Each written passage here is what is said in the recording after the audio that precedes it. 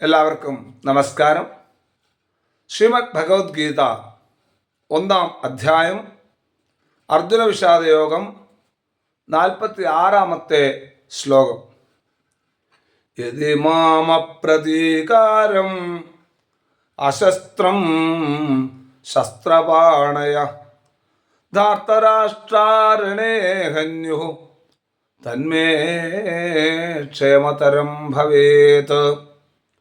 അശസ്ത്രം അപ്രതീകാരം മാം ശസ്ത്രപാണയഃ ധാർത്തരാഷ്ട്രാः രണേ ഹന്യുഃ യദി തത് may ക്ഷേമതരം ഭവേത്.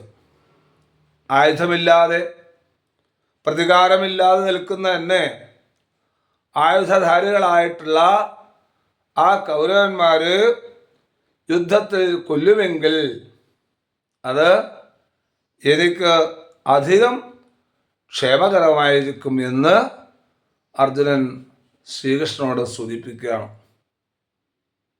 കൗരവർ വേണമെങ്കിൽ എന്നെ വധിച്ചോട്ടെ, അതിലും എനിക്ക് ഒരു വിരോധവുമില്ല. അത്രപോലും ഈ ബന്ധുജനങ്ങളായിട്ട് യുദ്ധം ചെയ്യാൻ വേണ്ടി ഞാൻ താല്പര്യപ്പെടുന്നില്ല കൃഷ്ണ എന്നിവിടെ സൂചിപ്പിക്കുകയാണ്.